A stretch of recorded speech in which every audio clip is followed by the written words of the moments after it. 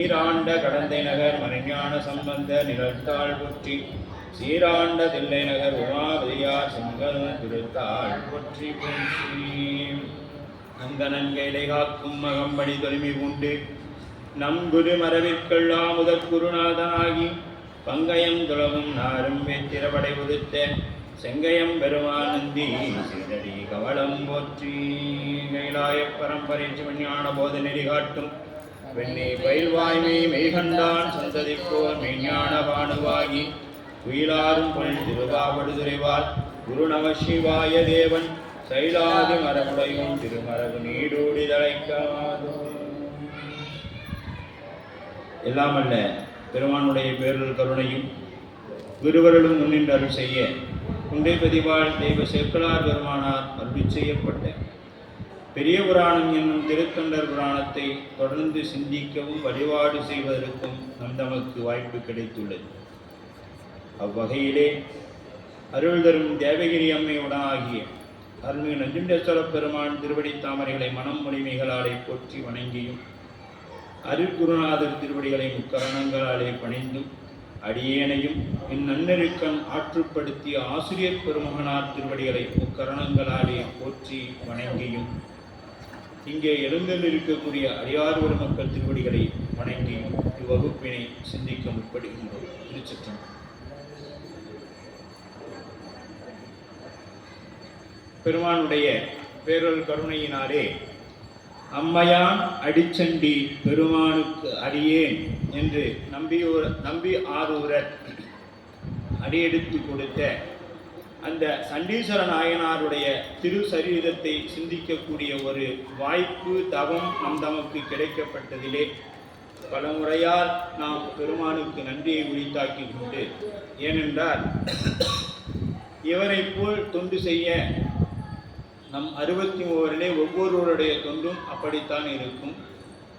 இருந்தாலும் இவருடைய தொண்டு மிகவும் கடினமானது. அப்படிப்பட்ட ஒரு அற்புதமான தொண்டை செய்து வந்த சண்டீச நாயனாருடைய திருசரீரத்திலே 4 பாடல்கள் சிந்தித்து நாம் நிறைவு செய்திருந்தோம். 4வது பாடலிலே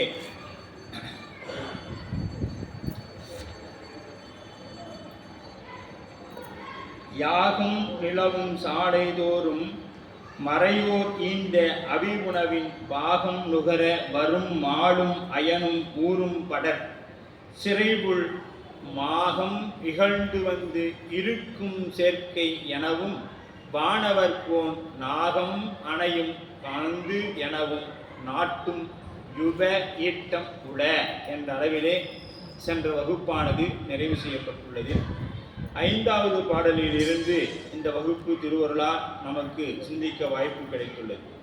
தீம்பால் ஒழுக பொழுதுதோறும் ஓம தேனு செல்வனமும் தாம் பாடிய சாமம் கணிப்போ சமித்தை இடக்கொண்டு அனைவனவும் பூம்பாசடை நீர் தடம் மூழ்கி மறையோர் மகளிர் புகுவனவும் ஆம் பான்மையினில் விளங்குவன அணி நீள் மருகு பழவும் உள அப்படிங்கிறார். அணி நீர் பொழுதுதோறும் தீம்பால் ஒழுகச் செல்வன அணைவன புகுவன அப்படிங்கிறது எல்லாமே செல்வதற்கு அணைவதற்கு புகுவதற்கு இடமான என்பது பொருள்.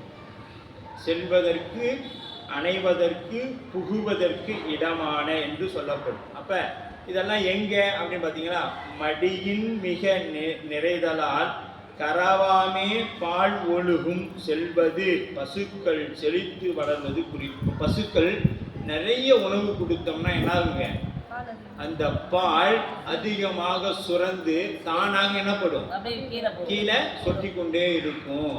இப்ப அது போல இங்க இருக்கக்கூடிய பசுக்கள் எல்லாம் என்ன பண்ணுதுங்களா, நிறைய தேவையான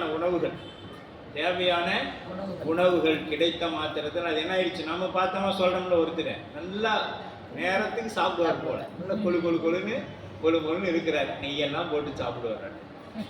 அப்படி சொல்ற மாதிரி அந்த பசு என்னதுன்னா, அங்க இருக்கக்கூடிய பசுக்களுக்கு உணவு எப்படிப்பட்டது, உயர்வானதும் சரியான வேலையில கிடைக்கக்கூடியதுமாக இருக்கு. அப்ப இந்த அளவுக்கு அங்க என்ன இருக்குதுங்க, பசுவின் மீது அன்பு இருக்குது. இப்ப யாருக்கு நாம சரியான நேரத்துல ஊட்டி வளர்த்துவோம்? யாரிடத்துல அன்பு இருக்கோ, எந்த செயல்ல நமக்கு ஆர்வமும் அன்பும் இருக்குதோ அதில் தான் நாம் என்ன பண்ணுவோம், அதிகமான ஈடுபாட்டை செலுத்துவோம். அப்ப இவருக்கு எதெல்லாம் ஈடுபாடு அங்க இருக்கிறவங்களுக்கு? பசுக்களை பேணிக் கொள்வது. ஏன்னா நாம் சென்ற வகுப்புல பார்த்தோம், என்னது நம் சைவத்திற்கு முதன்மையானது பசு. வேற எந்த சமயத்திற்குமே தேவையில்லைன்னு சொல்லணும். ஆனா நமக்கு என்ன தேவை? அவசியம் பசு தேவை. இறைவன் அபிடேகத்துக்கு தேவையானதும் அவர்கிட்ட தான் இருக்கு. பெருமானை நினைப்பிக்கக்கூடிய திருநீரும் பசுமாட்டு இடத்துல தான் வந்து வரும். அப்ப எல்லாரை விடையும் யாரை நாம பாதுகாக்கணும்? பசுவை சைவர்கள் போற்றி வணங்கி பாதுகாக்க வேண்டும். அதே நாம் இதை மேற்கொள்ளணும். அந்த அளவில் அங்கு வந்து அத்தகைய பசுக்கன்றை நினைந்து செல்வனவும். பசுக்கன்றை நனைத்தில்லம் சேராக்கும் அரிசெல்வன் இல்லமே சேராயிருப்பாங்க. பால் செல்வி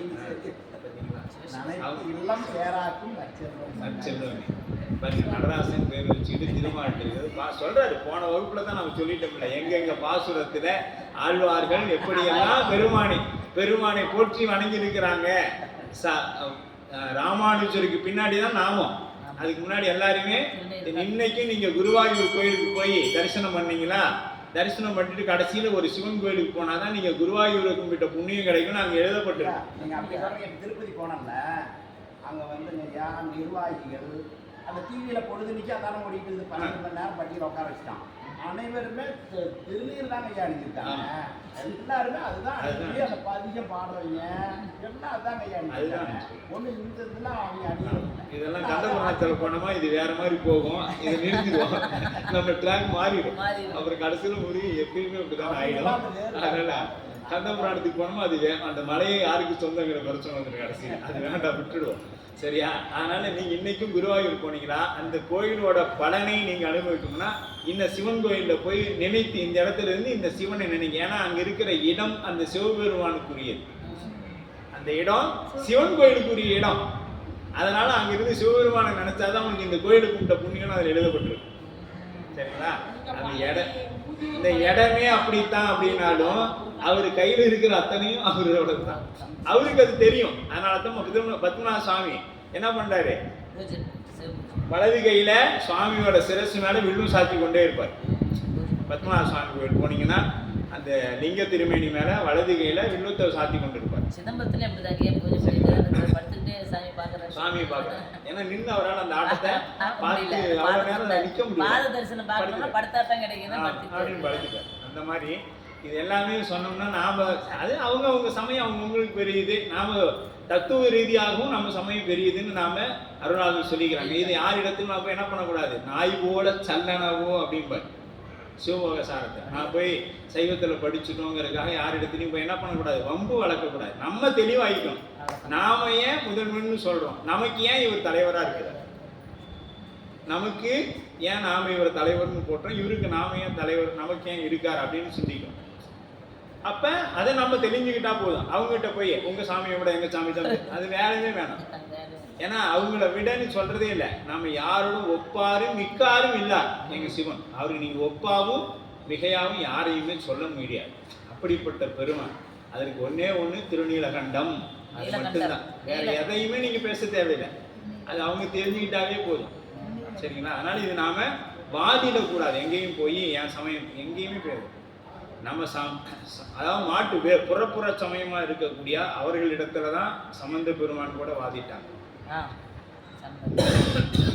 உள்ள யாரும் சைவ வைணவத்துக்குள்ள அவங்க பெரும்பாலும் வரல. சொல்லுவார், 9வது பாடல் முழுக்க சொல்லிக்கொண்டே வருவார். அதுல மறுக்கவே முடியாது. சம்பந்தர் தான் அதிகமா எடுத்து கையாண்டு இருக்கிறது. எல்லா பதிகத்திலையும் ராவணன், திருமால், பிரம்மா இதை பற்றி சொல்லிக்கொண்டே வருவார். அது ஆணவம் கண்ணும் மாயையை பிரிப்பதாக சொல்லப்படும். அது திருமுறை வகுப்பு வரும் பொழுது அதை நாம் சிந்திக்கலாம். அப்படி பார்க்கரவாமே ஒழுகுதல் என்பது கரவாமே பசுக்கள் கால் அந்த பால் பொழிதல். கரவாமையே என்ன பண்ணுங்க, பால் பொழியறதாக இருக்கிறது. கரவாமே தேனும் செல்வமும். அப்ப காமதேனு என்பது ஒரு வகையான அது என்ன ஆகுதிகளுக்கு பால் தரும் அந்த பசு, அது ஒரு வகையான சாதி மாடு அப்படின்னு சொல்லுவாங்க. காமதேனு என்பது ஒரு வகையான சாதி. இங்க மேலோகத்தில் இருக்கிற கற்பக விருட்சம் காமதேனு வேற. இங்க சொல்லப்படக்கூடிய அந்த காமதேனு என்பது தேனு சாதி ஒருமையை குறிக்கக்கூடியதாகும். தாம் பாடிய சாமம் கணிப்போர், தாம் பாடிய சாம வேதம். சாமிக்கு என்ன பிடிக்கும் நம்ம பெருமாளுக்கு? அதுதான் நம்ம வாகீசர் வந்து ராவணன் கையில தூக்கிட்டு போகக்குள்ள பக்தியின் மிகுதியா தூக்கிட்டு போக முயற்படும் பொழுது அவரை வந்து காப்பாத்துறதுக்கு என்ன பண்றாரு, சாமிக்கு சாமகானம் பிடிக்கும் நீ வாசி அப்படின்னு சொல்லிட்டாரு. நீ சொல்லி கொடுக்குற இருவுரை பேசுகிற சுவாமி பண்ணிட்டதா ஒரு வரலாறு சொல்லப்படும். சரிங்களா? ஒரு வரலாறு அது பாட்டிலே நங்கி அடிக்கடி சொல்றாரு இல்லைங்க, பாட்டிலே உண்மைதான் அது அப்படிங்கிற மாதிரி அவரே பாடியிருக்காரு. தாம் பாடிய சாமம் கணிப்போர் அப்படின்னா பாடிய இங்கு கற்ற என்னும் பொருளிலும், கற்ற என்னும் சாமம் பொதுவாய் வேதம் என்ற பொருளிலும் வந்தன. கணிப்போனா தாம் கற்ற வேத பகுதிகளை மீள மீள சொல்லி பயின்று கணித்தல். இப்ப ஐந்தெழுத்து அங்கையில் எண்ணுவார் சொல்றாரா சம்பந்தர்? ஐந்தெழுத்தை அங்கையில் எண்ணுவார் தக்க வானவராவன தகுவிப்பன நக்கன் நாமம் நமசிவாயவே. இந்த நாம குருநாதரிடத்தில் பெற்ற ஐந்தெழுத்து மந்திரத்தை நேரம் கிடைக்கும் பொழுதுதான் கணித்து கொண்டே இருக்கணும். கணித்துனா என்ன பண்ணும்? ஐந்தெழுத்தை சொல்லிக்கொண்டே இருக்கும். அப்ப இவங்க அந்த சாம வேதத்தை என்ன பண்றாங்க? வாய்ப்பு கிடைக்கும் பொழுதெல்லாம் அங்கு இருக்கக்கூடிய அந்தணர்கள் சொல்லிக்கொண்டே வருகிறார்கள். சரிங்களா? அந்த மாதிரி அவங்க அதுதான் கணிப்போர், சொல்லி பயின்று கணித்தல். நாம் ஐந்தெழுத்து அதை அப்படியே சுவைத்து கணிக்கணுங்க. சும்மா சொல்லிட்டோம் நமசிவாய சொன்ன நமசிவாய உண்டு பலன், ஆனா அதை உணர்ந்து சொல்வதற்கும் மேலாப்பட சொல்வதற்கும் வித்தியாசம் இருக்கு. அதாவது ஒரு மாத்திரையை ஒரு மருந்தை நம்பிக்கையோடு எடுத்துக்கொள்ளணும். அதற்கும் ஏதோ மருத்துவர் சொல்லிட்டாரு அப்படின்னு சாப்பிட்றதுக்கும் அந்த நம்பிக்கையோடு எடுக்கிறவங்களுக்கு சீக்கிரம் வியாதி சரியாயிடும்.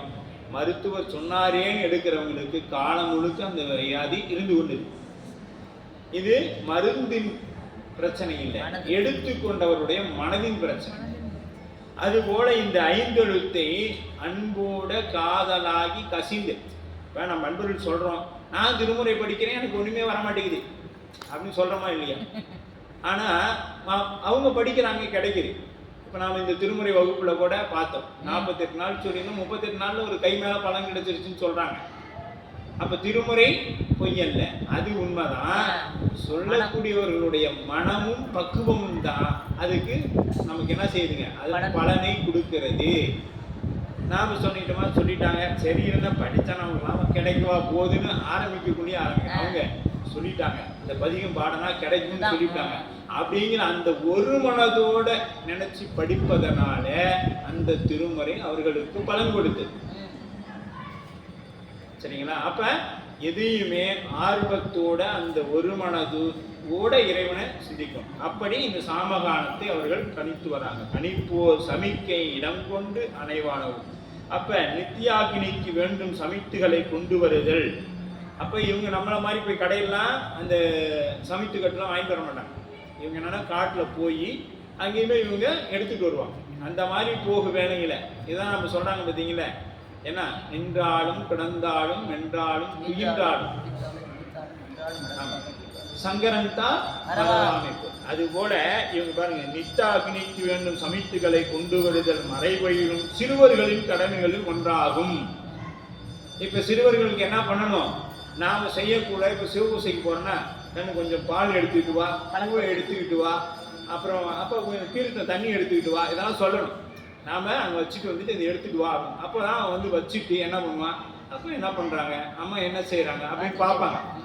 பார்க்கும் பொழுதுதான் இதை நாளைக்கு இப்படி தான் அப்பா செய்வாங்க அப்படின்னு ஒரு எண்ணம் வரும். இதை பார்க்காமையே விட்டுட்டு அவன் பாட்டுக்கு அங்கே இருக்க, நம்ம பாட்டுக்கு இங்கே பூசை பண்ணி இருக்கிறது சாமி புண்ணியம் செய்தாருக்கு பூண்டி நான் மறந்துட்டு வந்துட்டேன்.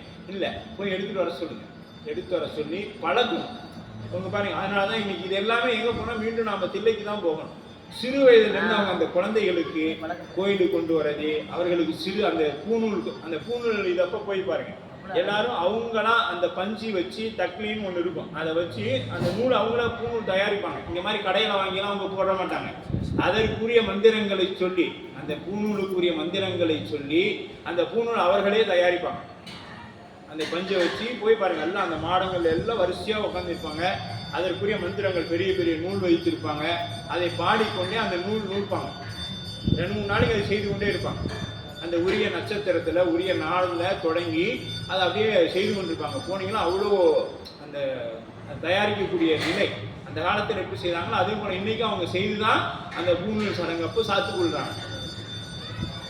அந்த மாதிரி ஒவ்வொன்றும் அதை உரிய மந்திரங்களால் செய்யும் பொழுது பலன் மிக அதிகமாகவும் கைமேல் பலனாகவும் கிடைக்கும் அப்படின்னு சொல்லி. அப்போ அதுபோல் இவங்க என்ன பண்ணாங்க, அந்த சமித்துகளை சேகரித்து மனைக்கு திரும்பும் பொழுது காலத்தை வீணாக்காமல், நினைச்சிங்க, காலத்தை வீணாக்காமல் அது என்ன பண்ணுவாங்க, அந்த சாம கானத்தில் இருக்கக்கூடிய மந்திரங்களை எல்லாம் சொல்லிக்கொண்டே இருப்பாங்க.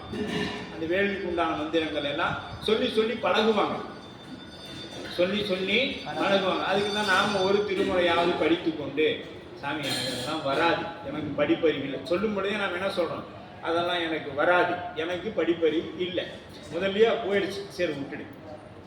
கேள்வி ஞானங்கிற ஒன்று உண்டு, கேட்டால் வேலை செய்யும். கேட்டால் இப்போ சினிமா பாட்டா நாம் போய் ராகத்தோட கற்றுக்கிட்டா வரோம், கேட்ட உடனே பாடுறோமா இல்லையா? அது மாதிரி ஆர்வத்தோடு அந்த திருமுறைகளை கேட்டோம்னா சரிங்களா, அது நமக்கு வந்துடும். ஏன்னா இவங்க குழந்தைகள் பாடசாலையில் உட்கார வச்சு காலையில் 4 மணியிலேருந்து அவர்களுக்கு பசுமாட்டை பராமரிக்கிறதுலேருந்து எப்படி உணவு சமைத்து இறைவன் திருக்கோயிலை எப்படி சுத்தமாக வைத்திருக்கணுங்கிற வரைக்கும் அவங்களுக்கு ஆகம பிரகாரம் சொல்லப்படுது. அதுதான் இங்கே அவங்க செய்கிறாங்க. நேரம் என்பது பொன் போன்றது காலம், அதை கொஞ்சம் கூட அவங்க வீணாக்காமல் என்ன செய்கிறாங்க, அதற்குரிய மந்திரங்களை சொல்லிக் கொண்டு. இப்போ நம்ம சமைக்கிறோம், ஐயா எனக்கு சமைக்கிற வேலை இருக்குது, காயறி சிவாயனம் சிவாயனம் போற்றியன் வாழ்முதலாகிய பொருளே புலந்து, ஏன்னா கைதான வேலை செய்யுது. அப்போ என்ன பண்ணோம், காயறி. அடுத்தது சமைக்க போகிறோம். சமைக்க போகும்பொழுது ஏங்க சென்றாடும் தீர்த்தங்கள் ஆனார் தாமே பாடவர் சொல்கிறாரு. அப்புறம் சாமி நாளைக்கு தீர்த்தம் ஆட போறியா, திருமுறை பாடு, அங்கே போய் பாடலாமாங்கயா? ஒரு கேள்வி, சாமி தண்ணி ஊற்றிக்கு கூட போய் பாடலாமா? பாடுறதுக்கு தான் அது எழுதி வச்சிருக்காங்க பாருங்க. இல்ல எனக்கு அதெல்லாம் ரொம்ப இல்லக விளக்கது கெடுப்பது எப்படி எத்தனை எதுவுமே வேண்டாங்க. 5 எழுத்து சொல்லி நம சிவாய, திருச்சிற்றம்பலம், சிவாய நம, எதையா ஒன்று சொல்லி செய்து கொண்டே இருங்களேன். இறையனா இறை சிந்தனை. அந்த உணவை எடுத்துக்கொள்வர்களுக்கும் அந்த சிந்தனை வரும். ஆமா, தேவையில்லாம எத்தனைய பேசும். போன் எடுத்துட்டோம்னா பேசும். அடுத்து இப்போ என்ன கொஞ்சம் ஒரு 2 நிமிஷம் பேசிட்டோமா, சரி எனக்கு கொஞ்சம் பணி இருக்கு நீங்க பாருங்க, அப்படியே கொஞ்சம் கொஞ்சமா குறைக்கணும். சுற்றம் என்னும் தொல்பசு புலாங்கள் 6 கோடி மாயை வரத்தான் செய்யும். கொஞ்சம் கொஞ்சமா நகர்த்தணும். சிவன்கிட்ட வரணும், அதாவது பெருமானிட்ட வரணும்னா முதல்ல நட்புல இருந்து சுற்றத்துல இருந்து எல்லாம் குறையணும். அடியாரோட உறவு ஏற்படும். இது இருந்தா மட்டும்தான் நாம நினைப்போம், சைவத்துக்கு வரைக்கும் நான் நல்லா தான் இருந்தேன், வந்தவன சொந்தக்கார பூரா நடந்துட்டேன். ஆனா திருநீர் பூசணும்னு அவன் முடிவு பண்ண, நமக்கு தேவையான உணவை மட்டும் இல்ல,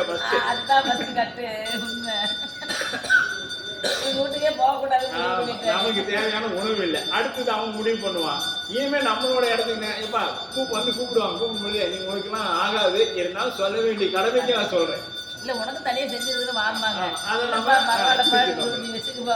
அப்படின்ட்டு நாம இருந்துக்கிறோம். இப்படித்தான் நம்மளுடைய நிலை. முதல்ல இதான். அப்புறம் என்ன நினைக்கிறோம், என்ன நம்மளை விட்டு போயிட்டே இருக்கிறேன், அதெல்லாம் விட்டு போனாதாங்க கருவி கரணங்கள் எல்லாமே விட்டு போகணுங்குது, சரியா? அதனால முதல்ல இந்த உறவு 6 கோடி மாயெல்லாம் நம்மளை விட்டு போகணும்.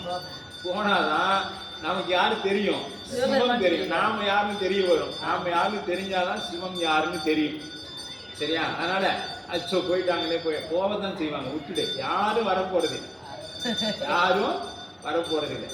அதிகபட்சம் ஒரு 16 நாள் முதல்ல, இப்பெல்லாம் ஒரு 6 நாள் போட்டோ வச்சு மாலையை போட்டு நின்று அழுது பார்ப்பாங்க. 6ஆவது நாள் சரி இதுக்கு மேலே வயிற்றுக்கு பசிக்கும். 3 நாள் தான், அப்போ அதையும் குறைச்சிட்டாங்க.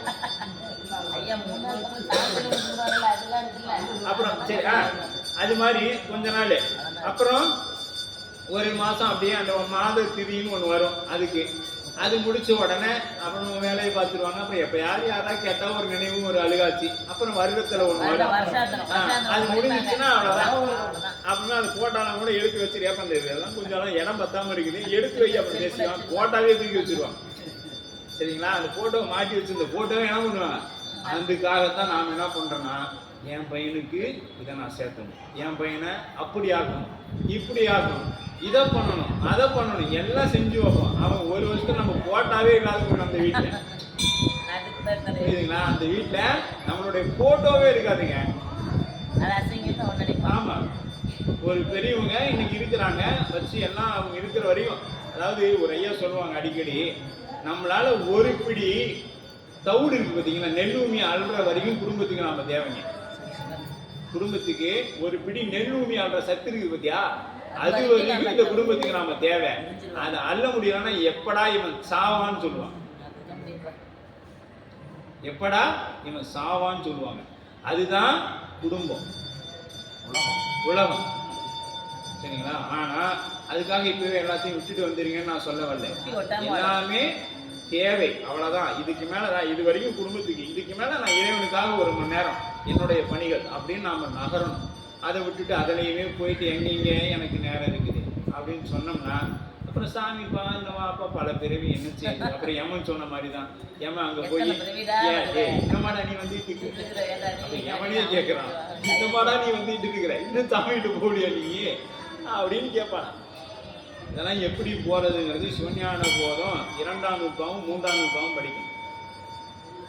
அதெல்லாம் தான் ஆன்மானா என்ன, இறைவன் யாரு அப்படிங்கிறதெல்லாம் பேசப்படும். சரி, நம்ம அங்கே போக வேண்டாம். அப்ப அந்த வீண் பேச்சு பேசாமல், இப்படி வீண் பேச்சு எல்லாம் பேசாத நாள் எல்லாம் பிறவாத நாள். எதை பேசணும்? சிவபெருமானை பற்றி பேசாத நாள் எல்லாம் நமக்கு பிறவாத நாள். என்னைக்கு சிவபெருமானை பத்தி பேசணும்? இங்க இருக்கிற எல்லாத்தையுமே அதிகபட்சம் 20 வயசு தாண்டல, 20-25 தாண்டல. சரிங்களா? சில பேருக்கு 1 வருஷம் 2 வருஷம் தான் இருக்கு. 25 யாரும் தாண்டி இருக்க வாய்ப்பு இல்லை. அதிகபட்சம் 25. அதுக்கு மேல யாருக்கும் இங்க வயது இல்லை. அதனால நாம யாருங்க, நம்மளாம் குழந்தைகள் அப்படிங்கிற நினைவோடு இருக்கும். அப்ப பாசனை தீர்க்க தடம் மூழ்கி மறையோர் மகளிர் புகுவனவும், அம்மறையோர் மகளிர் நகர்ப்புறத்தில் உள்ள பூம்பொய்கையில் சென்று குளித்து நீர் கொண்டு வருதல். அவங்க என்ன பண்ணுவாங்க? அடுத்தது போய் அந்த பொய்கையில குளித்து கொண்டு அங்கிருந்து நீர் எடுத்து கொண்டு வருவாங்க. இதெல்லாம் நாம மகாபாரதம் போன்ற கதைகள் எல்லாம் பார்த்துருக்கோம். அவங்க பூசைக்காக போய் புது மணல் அந்த பானை செய்து அதிலிருந்து திருத்தம் கொண்டு வரதெல்லாம் கூட நீங்க அப்ப மறைவன் மனைவி வளர்க்கும் முத்தி வேள்விக்கான பகுதிகளிலிருந்து அவங்க எவ்வளவு அந்த தீ வேள்விக்கு ஒத்துழைப்பா இருக்கிறாங்க. மனைவி கணவன் மனைவியாக ஒத்துழைப்பா இருக்கு. ஆம் பான்மை, அப்ப நல்ல தன்மை. அணி நீள் மருகு அப்படின்னா வளைவு மேல் கீழ் இல்லா நேரான உள்ள நகரம். அணில் நீள் மருகு அப்படின்னா வளைந்து வளைந்து இல்லாம அந்த நகரம் எப்படி இருக்குதுங்க, அப்படியே நேரா பார்த்து அப்படியே நேரா இருக்கு, நூல் பிடிச்ச மாதிரி நேராக இருக்கின்றது அப்படின்னு சொல்ல. வான் பொன் பதிமற்று அதன் மருங்கு மண்ணி திரைகள் வயல் வரப்பின் தாழ்வில் தளரவும் சொறி புழைப்பால் சமைத்த யாக தடம் சாலை சூழ் வைப்பு இடங்கள் நெருங்கி உளத் தொடங்கு சடங்கு முடிந்தது என்று ஏறும் வேள்வி தலைவர் பெரும் தேவர்கள் விண்ணோர் ஏறும் விமானங்கள். எப்படி இருக்குதுங்க? முன்னாண்டு பாடலின் கருத்தினை தொடர்ந்து யாகசாலையின் சிறப்பு வேள்வியின் முடிவும் வருகிறது. யாகசாலையுடைய சிறப்பு யாவது ஆலயங்கள்ல அது முக்கியமா நம்ம சிவாலயங்கள் குடமுழுக்கு என்பது பாருங்க. இப்ப கைலாசநாதர் மேற்கு நோக்கிய காவிரி தலம் வருகின்ற 30ஆம் தேதி நினைக்கிறோம், வெள்ளிக்கிழமை குடாம்பட்டி தொடங்கும். வெள்ளிக்கிழமை அந்த ஆலயமானது குடமுழுக்கு நடைபெற இருக்கிறது. அதுவும் நமக்கு காவிரியின் மேற்கு பார்த்த சன்னதியாக அந்த சன்னதி அமைக்கப்பட்டிருக்கிறது.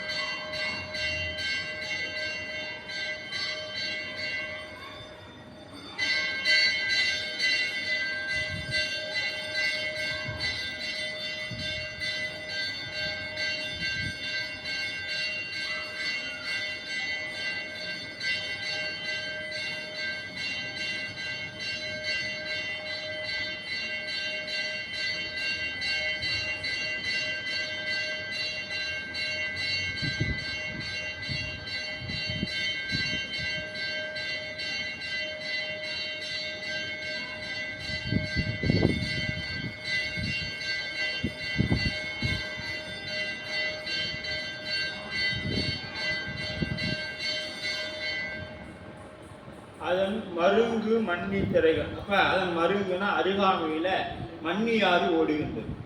பழமன்னி படிக்கரை என்கின்ற அந்த மன்னியாறு திரைகள் வயல் வரப்பின் தாழ்வில் தளரும் சொறி குலைப்பால் அப்படிங்கிறார். அப்போ இரு கரைகளும் அடுத்து வயல்கள் இருக்கின்றன. வயல் வரப்புகள் இடப்புறத்தும் கரைகள் உண்டு.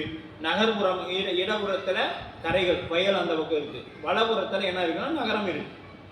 அந்த மாதிரி அங்கு அமைக்கப்பட்டு நகர்ப்புறங்கள் உள்ளது. கரையின் ஓரத்தில் வேள்வி சாலைகள் அமைக்கப்பட்டிருக்கிறது. எந்த ஒரு மந்திரமும் ஆற்றின் ஓரமாக கரையில் அமர்ந்து சொன்னால் அதற்கு பல கோடி புண்ணியங்கள் என்று ஆகமங்களில் சொல்லப்படும். பசு கட்டும் தரைகள், கட்டக்கூடிய இடம் கோசாலை, அதே மாதிரி வேள்வி சாலை. அதில் இப்போ அந்த ஆற்றங்கரையில் ஜபிக்கக்கூடிய மந்திரங்களுக்கு அதிகமான ஆற்றல் உண்டு என்பது சொல்லப்படும். அதுபோல் இங்கே எங்கே அமைக்கப்பட்டிருக்குது வேள்வி சாலைன்னு பார்த்தீங்கன்னா அந்த மன்னி ஆற்றம் கரையோரமாக அமைக்கப்பட்டிருக்கிறது அப்படின்னு சொல்லப்படுது. அப்போ சூழ் வைப்பு இடங்கள் நெருங்கியுள்ள தொடர்ந்து சடங்கு முடித்து ஏறும் வேள்வி தலைவர் பெருந்தேவர்கள் விண்ணோர் ஏறும் விமானங்கள். இப்போ இந்த வேள்வி அந்தந்த வேள்விக்கு உரிய, இப்போ அக்னினா அக்னிக்கு சொல்லும் பொழுது அது அவருக்கு தலைவர். இவன் தேவர்களுக்கெல்லாம் தலைவர் தான் நம்ம பெருமான். மீதி அவங்கவுங்களுக்கு உண்டான இடத்துல ஆகுதிகளை அவரவர்கள் தான் பெற்றுக்கொள்ளணும். ஆனால் இவர்கள் எல்லாத்துக்கும் தருவதன் முன்பாக யாருக்கு தரணும் தெரிஞ்சுக்கணும். மீண்டும் முதல்ல வேள்வி என்றாலே பெருமானை நினைக்காம அங்கே வேள்வி செய்யப்படாது அப்படிங்கிறத நம்ம மனதில் வைத்துக்கொள்ளணும்.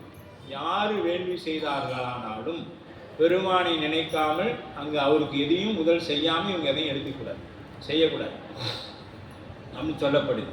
அப்போ 7வது பாடல் மடையில் கழுநீர் செழுநீர் சூழ்வயலில் சாணி கதிர்கற்றை உடையில் சுரும்புமிடை கமுகு புனலில் பரப்பு பூம்பாலை அடையில் வயிலும் தாமரை நீர் அலரில் துயிலும் கயல்கள் வழி நடையில் படர்மென் கொடிமல மொவ்வல் நனைவில் திகழும் சினை காஞ்சி அப்படிங்கிற. மடையில் கழுநீர் அப்படின்னா வயலில் சாணியும் குடையில் கமுகும்.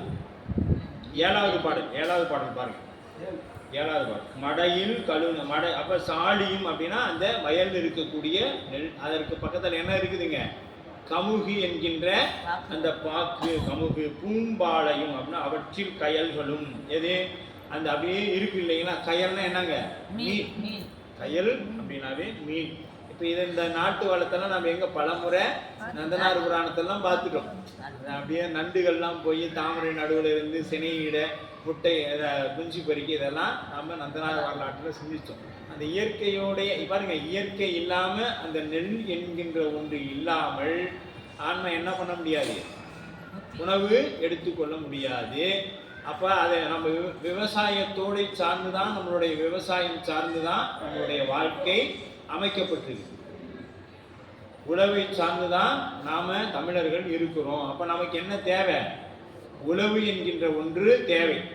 இப்போ நான் போய் எங்கே நேரடியாக உழவு செய்ய முடியும் அப்படின்னா, நம்மை சார்ந்து இருக்கக்கூடிய உழவர்களிடத்தில் வரக்கூடிய தானியங்களை நேரடியாக நாம் அவரிடத்துல சொல்லி வைத்து வாங்கிக்கணும். நீங்கள் கடைக்கு அங்கே வாங்குறவங்க என்ன ரேட்டு கொடுக்குறாங்களோ அந்த விலையை நான் தருகிறேன், அதை எங்களுக்கு கொடுங்க. ஏன்னா அவங்க கடையில் இருக்கிற, இப்போ கடையில் உதாரணத்துக்கு ஒரு பருப்பு 80 ரூபான்னு வச்சுக்கிங்க, அவங்ககிட்ட வாங்கும் பொழுது 40 ரூபாய்க்கு வாங்குவாங்க, சரிங்களா? ஆனால் அவர்களுக்கு ஏன் தொழிலில் நஷ்டம் ஏற்படுது? எந்த தொழில் செய்தாலும் லாபம் இருக்குது. விவசாயத்தில் இன்றளவும் நஷ்டம் தான், பெரிய லாபம் இல்லைன்னு சொல்லுவாங்க. ஏன்னு கேட்டிங்கன்னா, அப்போதைக்கு அவங்களுக்கு கைக்கு பணம் வேணும் அடுத்து விவசாயம் செய்வதற்காக. அதில் அவங்க என்ன பண்ணணும், வர விலைக்கு கொடுத்துருவாங்க. விலையை அவங்க நிர்ணயம் பண்ண மாட்டாங்க, வர விலைக்கு கொடுத்துருவாங்க.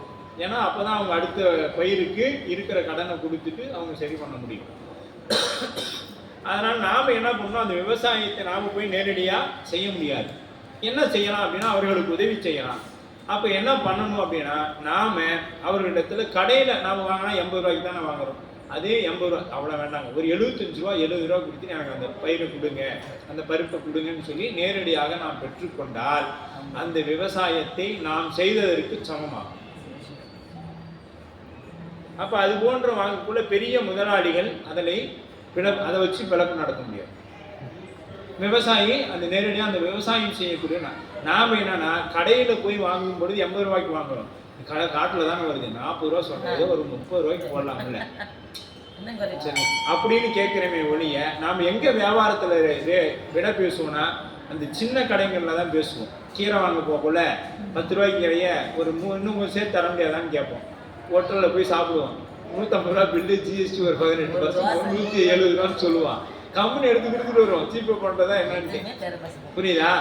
அப்போ நாம் இது போன்ற சிறு விவசாயிகளை எல்லாம் நாம் நேரடியாக வாங்கும் பொழுது ஒரு கீரை வைக்கிறாங்களா, அம்மா இந்த பனியில் நீ வந்து உட்காந்துருக்க, இந்த 10 ரூபாய் இன்னும் கொஞ்சம் இந்த இன்னொரு கீரை கூட இந்த இன்னொன்று கூட வாங்கி இன்னும் பக்கத்தில் யாருக்காக கூட நம்ம அதை கொடுக்கலாம். இப்படி ஒரு சிந்தனை வரணும் நமக்கு. அப்போ தான் அந்த அவங்களுக்கும் ஒரு ஆர்வம், பரவாயில்ல இங்கே இடத்துக்கு போனோமா இவங்க வந்தாங்களா, அவங்க நமக்கு சரி இல்லைம்மா எனக்கு உண்டானதை மட்டும் கொடுங்க அப்படின்னு சொல்லி நம்ம வாங்கி பழகணும். அவங்ககிட்ட போய் ஏன் இன்னைக்கு காட்டில் தான் வருது, சும்மா வீணாக போனாலும் போய் எனக்கு குறைச்சி தர மாட்டேன் கேட்கணும். இதெல்லாம் விவசாயத்தை அவங்க என்ன பண்ணணும், அதில் தான் சிரமங்கள் ஏற்படும். இதெல்லாம் நாம் சிந்திக்கணும். இப்போ அந்த வேலையை நாம் போய் செய்ய முடியுமானா முடியாது. ஏன்னா நம்ம தொழிலில் எடப்பாடியில் நெசவு அடைஞ்சதுக்கு இந்த போல தான் காரணம். போட்டியில் போய் கம்மியாக கொடுத்து கடைசியில் அந்த தொழிலே இன்னைக்கு எடப்பாடியில் இல்லாமல் போயிடுச்சு. அதே அந்த தொழிலே இன்னைக்கு இல்லாமல் போயிடுச்சு. ஏன்னா கேட்குற ரேட்டுக்கு என்ன பண்ணுறது, நூலு கடைக்கு பணம் தரணும், தொழிலாளிக்கு பணம் தரணும். எனக்கு இன்னைக்கு இந்த வாரத்துக்கு பணம் இருந்தால் போதும் கொடுத்துடும். அப்படி தான் இந்த தொழில் இங்கே நலிவுக்கு போனது காரணமே. அப்போ அது நாம் பரவாயில்ல கேட்க நல்ல விலைக்கு தான் கொடுக்குறாங்க, நல்ல தரமானது தான் நேரடியாக கொடுக்கும். நாம் வாங்கி அதை பதப்படுத்தி 3 நாள் 4 நாள் வச்சுருந்து தருவோம். அதுக்கு நாம் 10 ரூபா பொருள் 40 ரூபா கொடுத்து வாங்குவோம். இதெல்லாம் நம்ம விவசாயத்துக்கு உதவியாக இருக்கணும். இதை மனதில் வைத்து கொள்ளுங்க. இது பொது நோக்கோடு அடியன்னு சொல்கிறேன், எந்த ஒரு இதில் இதுவும் கிடையாது. அப்போ நடையில் கொடிமம்பல் கிளை காஞ்சியும் உள்ள என்று கூட்டி உரைக்கலாம். அப்போ நடையில் மெவ்வல் அப்படின்னா அந்த நடையை பார்த்தோம்னா அவ்வளோ அழகாக அந்த பெண்கள் நடக்கிறாங்க அப்படிங்கிறது அந்த இலக்கிய நயத்தோட தெய்வ சேக்கிழார் பெருமான் அங்கே குறிப்பிட்டார். செழுநீர் அப்படின்னா செங்குவளை, செழுநீர் அப்படின்னா தாமரை பூ இருக்கக்கூடிய அந்த தடாக நீர்கள், ஆற்றங்கரைகள் என்று சொல்லப்படுது. அப்போ நீரின் செழிப்பினால் சாலிகளும் கற்றைகளும் வளர்ந்ததுக்கு காரணம்படியாகவும் செழுநீர். செழுனா செம்மைனா என்ன பண்ணணும், வளர்த்தும். தமிழ் நம்ம என்ன செய்யுதுங்க, வளர்த்து. தமிழ் நம்ம என்ன செய்யுது, ஊட்டி சீராட்டி வளர்த்துகின்றது. தாளாட்டி தூங்கணுமா தாளாட்டு பாடு, வீரம் வரணுமா இருக்குது, பாரதியார் பாடல். கலிங்கத்து பரணி, கலிங்கத்து பரணியில் வந்து பரணி அப்படின்னாவே என்னன்னா 1000 யானைகளை கொன்ற பிறகு எழுதப்படக்கூடியதுதான் பரணி அப்படிங்கிற ஒன்று காப்பி, சிற்றிலக்கியம். அந்த மாதிரிலாம் இருக்கு சரிங்களா. அந்த மாதிரிலாம் நமக்கு எல்லாத்தையும் கொடுத்து வளர்த்துகின்றது. அதுபோல இந்த நீர் அந்த செழிப்பானது செழுமையை கொண்டு வளர்த்தது. கதிர்காற்றை நெற்கதிரின் நீளமும் நெல் மணிகளின் செறிவும் கதிர்களும் ஒரு துள்ளில் காண உள்ளதாக குறிக்கிறது. அந்த ஒரு தூரியில் என்னென்ன இருக்குது, நெல்மணிகளின் அந்த செறிவு நிறைய அப்படியே நெல்மணி பார்த்தோன்னா தாங்க முடியாத அளவில் கதிர்கள் அதில் இருக்குது. அப்போ அந்த நீர்னால், ஏன்னா நீர் என்னவோ நீரும் மண்ணும் தன்மையை பொறுத்து தான் அந்த கதிர் வளரும். என்னதான் அதற்கு ஊட்டச்சத்து உரம் போட்டாலும் அந்த மண்ணும் நீரின் தன்மையும் பொறுத்து தான் அந்த பொருள் விளைச்சல் ஏற்படும். இப்போ குடையில் கமுகு பூம்பானி, அப்போ நெல் வயல் ஓரங்களில் பாக்கு மரங்கள் வைப்பது, அந்த காலத்தில் அந்த வயல் ஓரமாக மரங்கள் இருப்பது நாம் அப்படியே இப்போ புராணங்களில் பார்த்து கொண்டே வரோம். கரும்பு, கமுகு, நெல் இது மூணும் ஒன்றை ஒன்று தொடர்புடையதாக, வாழை இப்படியெல்லாம் அப்படியே காடுகள் அப்படி தான் அமைக்கப்படும் அப்படின்னு. அப்போ கமுகு பனையில் சுரும்பு மொய்த்தல், அதில் உள்ள மலர்களின் மனமுடைய தேனை நுகர்தல். அப்போ கமுகு பானை, அந்த கமுகு அந்த இது இருக்கு பார்த்தீங்களா பூ, ஏன்னா பாக்கு மரத்தில் இருக்கக்கூடிய பூ, அதில் என்னன்னா அந்த சின்ன சின்னதாக பாலைகள் போல இருக்கும். அது விழுந்து மொய்த்தல், அந்த வண்டு போய் அதில் பட்டவுடனே என்ன ஆகுது, தேன் வண்டு போய் பட்ட உடனே அது அந்த பழுதாகி போனது முத்தி போனதே என்ன ஆகுன்னா அந்த பாலையெல்லாம் கீழே கொட்டிடும். அது கொட்டி மனமுடைய தேனை நுகருதல். அப்போ அந்த தேன்லாம் அங்கே நுகருதல். அடையில் பயிலும் தாமரை நீர் அலர். அப்போ தாமரை செடி கொடிகள் நிலைப்பரப்பு மிகுதியும் உடையன, பூக்கள் மேல் நீண்டு இருந்தவை. தாமரை அலரில் துயிலும் கயல்கள். தாமரை அலரில் அபத்தால் கயல் மீன்கள் ஊற்று சுவை நுகர்ச்சி இன்பம் உணர்வுடையதாக. நம்ம தாமரை பூல என்ன இருக்குதுங்க, கயல் மீன்கள் அப்படியே அந்த சுவை தேனை சுவைத்து கொண்டு அங்கே இருக்குதான் அந்த கயல் மீன்கள். சரிங்களா? அப்போ வழிநடையில் படர்கொடி மொவ்வல் அப்படின்னா சினை காஞ்சி நடைவயலில் நிழல் செய்யும் பொருட்டு வளர்க்கப்படுவன மொவ்வல் கொடி. மொவ்வல் கொடி, இந்த கொடி வழிநடை போகும் இலைப்பாலை செய்யும் நிழலும். இந்த பெண்களுடைய இடையும் அதுபோல இருக்கிறதா சொல்லப்படும். மொவ்வல் எங்கேயா கேள்விப்பட்ட மாதிரி இருக்குதா? அப்பதான் நம்ம புராணத்திலிருந்து எடுக்கப்பட்ட. சரிங்க. கலைப்பு நீங்க நல்ல மனத்தை தரக்கூடியது. அந்த கொடி மேலே பட்டுதுன்னா நம்மளுடைய கலைப்பும் நீங்குவான், நல்ல மனங்களையும் தரும். அதனால தான் எப்பொழுதுமே வாசனை பொருள்களை நுகர்ந்தோம்னா மனம் புத்துணர்வு ஏற்படும் சொல்லுவாங்க. புத்துணர்ச்சி அந்த மாதிரி புத்துணர்வுகளை ஏற்படுத்தியது. நல்ல நறுமணங்கள் புத்துணர்வை ஏற்படுத்தும். அப்போ காஞ்சி அப்படிங்கிறது மரமும் இலைகளும் சேர்ந்தது. அப்போ அந்த காஞ்சிபுரத்தில் இருக்க காஞ்சிபுரத்திலையும் அந்த காஞ்சி மரங்கள் இருக்கிறது. மனமும் அந்த மரங்கள் நமக்கு அதை தரக்கூடியது. மனமும் அந்த வாசனைகளும் நீர் வளமும் உள்ள இடங்களில் செழித்து வளரும். இந்த மரம் எங்கே வளரும்னா நீர் வளங்கள் எங்கே அதிகமாக இருக்குதோ அங்கே தான் இந்த மரங்கள்லாம் செழித்து வளரும். கமுகு உள்பட காஞ்சி உள்பட இதெல்லாம் எங்கே வளரும்? அங்கே தான் வளரும்னு சொல்லப்படுது. அப்போ 8வது பாடல். சென்னி அனபாயன் குலோத்துங்க சோழன் தில்லை திரு எல்லை பொன்னின் மயம் ஆக்கிய வளவர் போர் ஏறு என்றும் புவிகாக்கும் மன்னர் பெருமான் அனபாயன் வரும் தொல் மரபின் முடிச்சூட்டும் தன்மை நிலவு 15 ஒன்றாய் நீடும் தகைத்து அவ்வூர். நாம முன்னமே பார்த்துருக்கோம். இந்த புராணம் பாடுவதற்கு பெரும் உதவியாக இருந்தவர் அனபாய சோழன். அனபாய சோழன் அப்படிங்கிற ஒருவர் இல்லை அப்படின்னா நமக்கு சேக்கலார் என்ற அந்த தெய்வ சேக்கலார் என்ற பொக்கிஷம் நமக்கு கிடைத்திருக்கார். அவர் சிற்றிலக்கியங்களை படித்து கொண்டிருக்க அதை தெய்வ சேக்கலார் பெருமான் இதைவிட நம் அருளாளர்கள் அருளிய திருத்தொண்டர்களுடைய வரலாறு இனிமையாக இருக்கும் என்று சொல்ல அதை நீயே செய் என்று அருள் செய்ய, அதன் வழியில தில்லை பெருமான் அருள் செய்ய அந்த காப்பியத்தை நமக்கு கொடுத்ததனால் நாம் சைவம் எப்பொழுதுமே நன்றி மறவாமையை உணர்த்தி கொண்டே இருக்கும். என் நன்றி கொண்டார்க்கும் உய்வுண்டாம் உய்வில்லை செய் நன்றி கொண்ட மகற்கு. இந்த ஒரே ஒரு அந்த நன்றி மறந்ததனால் ஏற்பட்டதுதான் கந்த புராணம். ஏன்னா அவரை மாதிரி சிறந்த ஒரு சிவபக்தன் யாருமே நன்றியை மறந்துட்டான். ஆமா, நன்றியை மறந்ததனால ஏற்பட்டதுதான் அந்த நிலை. சரி, அப்ப அந்த நன்றி மறவாமையை நம் சைவம் திரும்ப திரும்ப திரும்ப திரும்ப சொல்லிக்கொண்டே வரும். ஏன்னா நாம் பெருமான் நம்மை இங்கு கொண்டு வந்து நிறுத்தியிருக்கிறான் என்றால் நாம் என்ன செய்யணும்? அவருக்கு நன்றி மறவாமையோடு இருக்கணும் அப்படிங்கிறதையும் சொல்ற. அனவாயன் குலோத்துங்கன் என்ற 2 பெயர்களும் அனவாயனுக்கே வழங்கப்பட்டன செய்தியாகும். அவர் தில்லை திரு எல்லையினை பொன்மயமாக்கினார் செய்தியும் அவரது சரித ஆராய்ச்சியில் கூறப்படுகிறது. பொன்வேய்ந்த சோழன் என்று சொல்லப்படும். அவருக்கு தில்லையில் இருக்கக்கூடிய அந்த நடராச பெருமான் ஊரைக்கு அப்படியே எப்படி பண்ணியிருக்கிறாருங்க? பொன் வேய்ந்தவர், பொன் வேய்ந்தவர் அப்படின்னு சொல்லப்படும். அதனால் அவருக்கு பொன் வேய்ந்தவர் என்றும் சொல்லப்படும். அப்போ குலோத்துங்கன் என்று வழங்கப்படும் பலருள் அவர் இன்னார் என்று குறிப்பிடுவதற்கு பெரும் துணை செய்வன சேயவன் திரு பேராம் பலர் செய்ய தூய பொன்னணி சோழன் என்று புராணத்தில் குறிப்பிடப்படும். அனபாயனின் பெருமைகள் பலவற்றுள் அவரது திருநீற்று அன்பின் திறமும் தில்லை எல்லை பொன்மயமாக்கிய தொண்டிற்காகவும் ஆசிரியரது திருவுள்ளத்தை கவர்ந்தது. அவருடைய ஆசிரியருடைய திருவுள்ளத்தை கவர்ந்தது. அவற்றை பல இடங்களில் பாராட்டுவர் ஆயினார். அன்பிற்பற்றி அனவாயனுக்கு திருநீற்று சோழர் என்ற பெயரும் வழங்கப்பெற்றது. அனபாயனுக்கு திருநீற்று சோழன் என்ற பட்டமும் வழங்கப்பட்டது.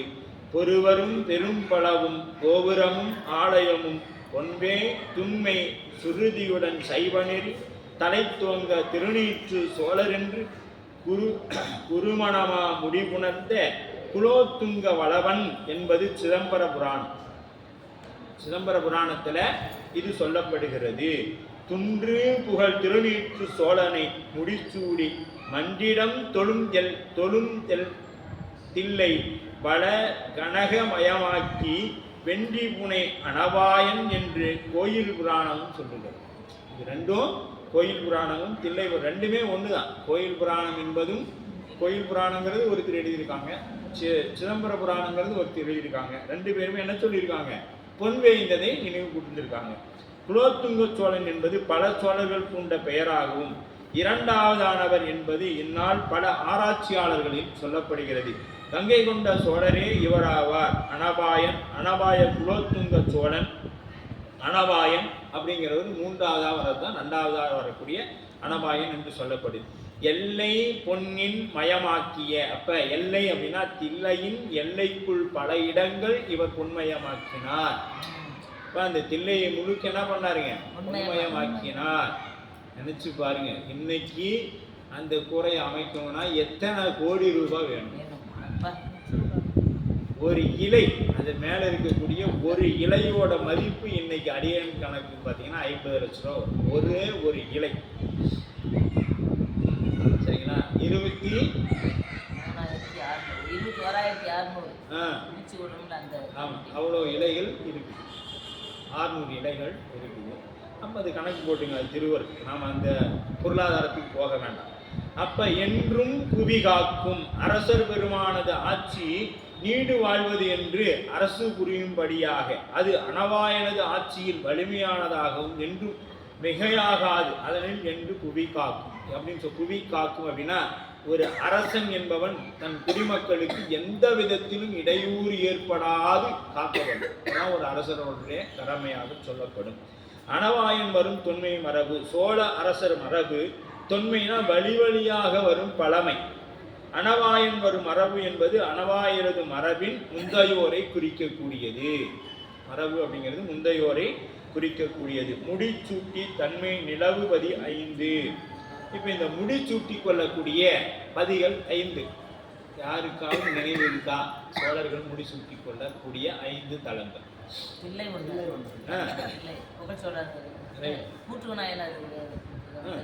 இல்லை, அப்புறம் உறையூர், காவிரிப்பூம்பட்டினம், திருவாரூர்,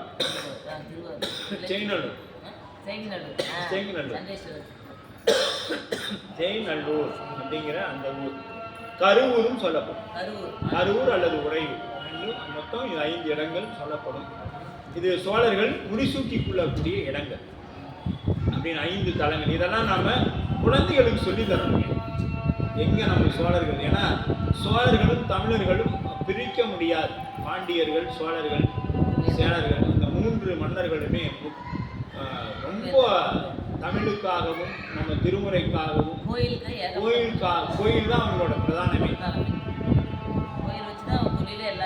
கோயிலை வச்சுதான் எல்லா காரியமும் செய்யறாங்க. எது நடந்தாலும் கோயிலில் வந்து தான்.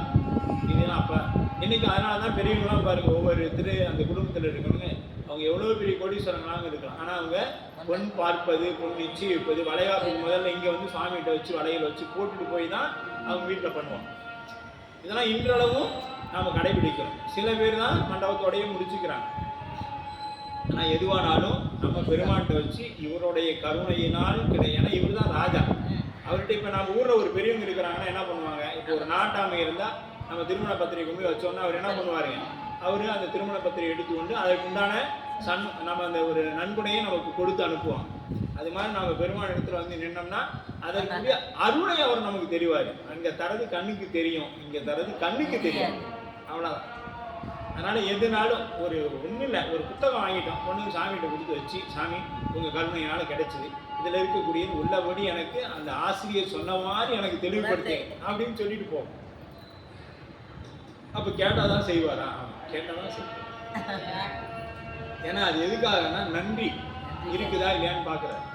இருக்குது, அப்போ செய்யலாம் அப்படிங்கிற ஒரு தகுதி. இன்னும் நான் அப்படியே தான் இருக்கிறேன்னா இருந்துக்கலாம், திருவருள் அதை விட்டுருவோம். அப்போ அடுத்தது 9வது பாடல். பண்ணின் பயனாம் நல் இசையும் பாலின் பயனாம் நின் சுவையும் கண்ணின் பயனாம் பெருகு ஒளியும் கருத்தின் பயனாம் எழுத்து அஞ்சும் விண்ணின் பயனாம் பொழிமழையும் வேத பயனாம் சைவம் போல் மண்ணின் பயனாம் அப்பதியின் வளத்தின் பெருமை வளர்ப்பு உடைத்தோ. இப்ப இந்த பண்ணின் பயனாம் உவமை முகத்தால் சொல்லப்படுது இந்த பாடல். உவமை முகத்தால் உலகம் பயன் பெற போதித்து புகட்டும் காணத்தக்கது பண்ணின் பயனாம் நல் இசை. அப்ப பாலைப்பண் முதலிய இது தமிழுக்கு சிறப்பாக உரிய இசை. பாலைப்பண் பன்னிடை தமிழ் ஒப்பாய் அப்படி சொல்லு. பன்னிடை தமிழ் ஒப்பாய் பண்ணின் நேர்மொழி யாழை உமை பங்கரோ மண்ணினால் உமை காண கதவினை திண்ணமாய் திறந்தருள் செய்வினே. யார் சொன்னாங்க? யார் சொன்னது? தாண்டக சதுர அப்பர் சுவாமிகள். அதே பண்ணின் நேர்மொழி யாழை உமை பங்கரோ. பன்னார் மொழியம்மை நம்ம திருநனாவுடைய பவானியில் இருக்கக்கூடிய அன்னையின் பெயர் பன்னார் மொழியம்மை. பண்ணின் பயன் ஆம் நல் இசை. பண் பயன் அப்படின்னா இன்னைக்கு அது என்ன ஆயிடுச்சு? கன்னட சங்கீதம் ஆகி போச்சு. ஆனால் அது பண் அப்படிங்கிற அந்த இசை. கூடினால் அன்றி வேறு பண் பயன் அது வேற பண் இல்லாமல் ஒரு திருமுறை பாடுங்களா அவ்வளோ சுவையாக இருக்காது. காதுக்கு பண்ணோடு கேட்டு பாருங்க. அதுதான் நாளைக்கு சாயங்காலம் அதை ஏற்பாடு பண்ணிங்க. பண்ணோட கேட்கணும். பண்ணோட நீங்கள் பாடுங்களோ இல்லையே கேட்க வச்சு செய்யுங்க. ஒரு 3 மணி நேரம் உட்காந்து கேளுங்க அப்படின்னு தான் நாளைக்கு அந்த நிகழ்வு சாமி நமக்கு ஏற்பாடு பண்ணி கொடுத்துக்கிறாங்க. இது மனதையும் உயிரையும் உருக்குகின்றது. இந்த பன்னிசையோடு கேட்டாங்கன்னா அது என்ன பண்ணா மனதை மட்டும் இல்லைங்க உயிரையும் உருக்கும். உயிர் என்ன பண்ணும்னா உருகணுங்க. நாம நினைக்கணும் இந்த உடம்பு இழைக்கணும்னு நினைக்கணும். உடம்போட உயிர் இழைக்கணும். அதனாலதான் மாணிக்க வாசகர் சொல்லும் பொழுது சொன்னாரு ஊனினை உருக்கி. ஊனா இந்த உடம்பு இல்லை, உடம்புக்குள்ள எலும்பு இருக்கும். அந்த எலும்புல மச்சை என்கின்ற ஊன் இருக்கும். அதுவும் உருகணும். எப்ப உருகும்? எல்லாம் போட்டு ஒட்டுமொத்தமா எரிச்சோம்னா உருகும். எல்லாம் போட்டு எல்லாம் கருவிகாரங்களோட ஒட்டுமொத்தமா போட்டு எரிச்சோம்னா வேணா உருகணும். நம்மகிட்ட எலும்பே உருகாது. எலும்புக்குள்ள இருக்கிற ஊன் எங்க போய் உருக போகுது? அது போல இங்க என்ன பண்றாங்க? அந்த உயிரை உருக்கக்கூடியது திருமுறைகள். உயிரை உருக்கக்கூடியது. நீங்க இரும்பை உரிக்கலாம். ஒரு 1000 டிகிரி சென்டிகிரேட்ல போட்டாங்கன்னா இரும்பு தனியா ஓடிடும். ஆனா உயிரை உருக்க முடியுமானா அது தேவாரம் திருவாசகத்தை தவிர வேற எதையாலையும் உருக்க முடியாது. நம்ம அருளாளருடைய வாக்கு. அப்ப அந்த உயிர் உருகணும் இழைக்கணும் அப்படின்னா எல்லா பிறப்பும் பிறந்திழைத்தேன் என்பருமான். அப்பதான் அந்த இழைத்தாதான் நீயே உன் பொன்னடிகள் கண்டு இன்று வீடுட்டேன். அது வரைக்கும் அந்த திருவடி கிடைக்காது. அதுக்கு உண்டான முயற்சிகள் தான் நாம் இப்ப எடுத்துக்கொண்டிருக்கிறோம். அது வரைக்கும் என்ன கிடைக்காது? நமக்கு இந்த இழைப்பு ஏற்படாது, உயிருக்கு களைப்பு ஏற்படாது. இறைவன் திருவடி நமக்கு கிடைக்காது. இது ஏற்பட்டால் மட்டும்தான் நமக்கு திருவடி கிடைக்கும். அது வரைக்கும் என்ன பண்ணும்? நாடு திருக்கோயிலும் தேடி திரிந்து சிவபெருமான் என்று பாடிமின் பாடி. பாடினா தாங்க பணிவு வரும். பாடினா தான் பணிவு வரும். அப்புறம் பணிந்த பின் தான் என்ன வரும்? கூடிய நெஞ்சத்து கோயிலால் கொள்வான். பணியும். பணிவு எப்போ வரும்? நிறைய திருமுறைகள் கேட்கணும், நிறைய திருமுறைகள் அப்படியே உணர்ந்து உணர்ந்து படிக்கணும். அப்பதான் பணிவு வரும். அது வரையும் அப்படி நின்றே தான் இருக்கும். இது குனிவே வராது. சும்மா நடிக்காது அப்படி வேணா சொல்லலாம். ஆனா பணிவு வரும் எப்பனா அதிகமா படிக்கும் பொழுதும் உணர்ந்து படிக்கும் பொழுது கட்டாயம் பணிவு வரும். வராதுன்னு சொல்லவே முடியாது. அப்படியே அவர் அந்த தாழ்ந்த நடையும் அப்படியே நடப்பாரு, அப்படியே கண்ணில் தண்ணி வடியும், அப்படியே திருத்தாண்டகம் நிலனாய் தீயாகி நீருவாகிய மானனாய் எரியும் காற்றுமாய் அப்படியே தாழ்ந்து அப்படியே படித்து கொண்டே இருப்பார். சுந்தரரே அவருக்கு நண்பர் தானே, அவரே நிறைய இடங்கள்ல அப்படியே சண்டை போடுறது கூட பணிவாக தான் சண்டை போட்டு. மஞ்ச புகழ்ச்சி அணியில் அதிகமாக நண்பரை திட்டுவார். ஆனால் இந்த மாதிரி ஒரு பணிவும் இருந்தது நம்ம அருளாளர் இடத்துல. அதுவும் அப்பர் சுவாமி போல யாரிடத்துலையும் நீங்கள் நம்ம பார்க்கணும் இந்த பணிவு. சாமி நம்மளை இப்படி கொண்டு போயிட்டாரேங்கிற இது அதுதான். அதில் இருந்து வெளியில் போயிட்டு வரவங்களுக்கு தான் அதோட அருமை தெரியும். சாப்பாடு இல்லாதவனுக்கு தான் சாப்பாட்டோட அருமை தெரியும். அதுபோல சைவத்தில் இருக்கிற வரைக்கும் நாம் இப்படியே உள்ளுக்குள்ள சண்டை போட்டுக்கிட்டே தான் இருப்போம். சைவத்திலிருந்து வெளியில போயிட்டு வந்தோம்னா தான் தெரியும், அச்சோ இப்படிப்பட்ட ஒரு சமயத்திலிருந்து சாமி என்னை வெளியே தள்ளிட்டாரே, நம்பர் அருளாமையினால் பர சமயம் கொடுத்தன. பெருமானுடைய அருள் இல்லை. அப்போ நமக்கெல்லாம் எவ்வளோ அருள் சாமி கொடுத்துருக்குறாங்க, நாம் எப்படி இதில் கெட்டியமாக பிடிச்சு நிற்கணும்னு பார்த்துங்க. அப்படி அந்த அந்த பண்ணோட பாடி அந்த உயிரை உருக்கக்கூடியதை நாம் என்ன பண்ணணும், அந்த ஒரு மனதோட கேட்டு பாட முயற்சி பண்ணணும். திருவடி சார்பு பெருகிவிப்பது திருமுறையே. அந்த திருவடி சார்பை நமக்கு கொடுக்கக்கூடியது இந்த திருமுறையே. பண்ணின்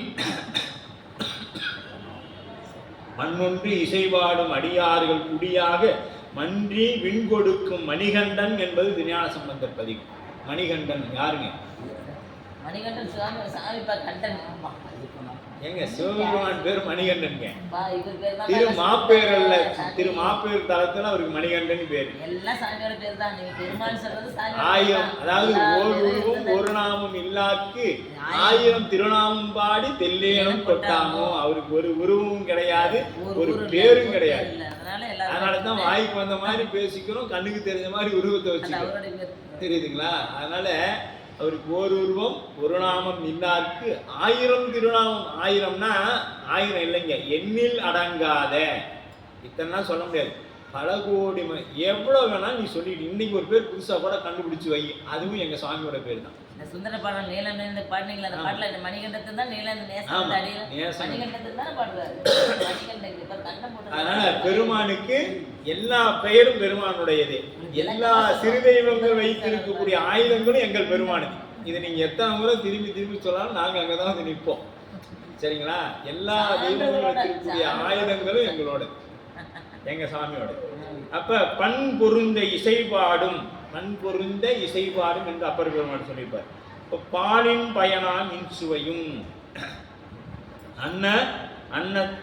அன்னை முளை தீப்பாலின் சுவை தீது மண் சுமந்த பண் சுமந்த படம். இந்த பண் சுமந்த படம் எப்படி? பாலின் பயனாம் இன்சுவையும். இந்த பாலுடைய பயன் அப்படின்னு பார்த்தீங்கன்னா இந்த சுவை. இது எப்படிங்க சுவை வைத்து சொல்றது அப்படின்னா, பிட்டுக்கு மண் சுமந்த படலம்.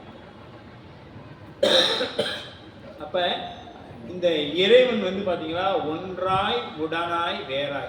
அப்படியே கொஞ்சம் சித்தாந்தத்துக்குள்ள தான் போகும்.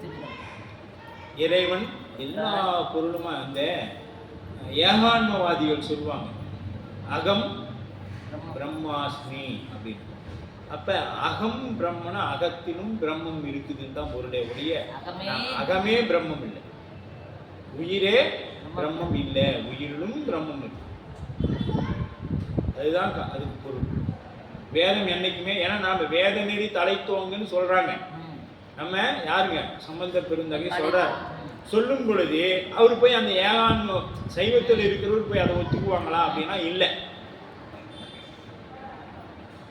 எல்லா பொருளும் கலந்து இருக்கிறான் இறைவன், அதை கடந்தும் இருக்கிறான். அதை நாம் விளக்கமா சைவ சித்தாந்தத்துல பார்க்கலாம். ஒன்றாய் உடனாய் வேறாய். எப்படி ஒன்றாய் இருக்கிறான்? ஒரு குழந்தை கருவில் இருக்கும் பொழுது தாயோட ஒன்றாய் இருக்குது, குழந்தையை பெற்ற பிறகு உடனாய் இருக்குது, 18 வயதை கடந்த பிறகு வேறாய் போயிடுச்சு.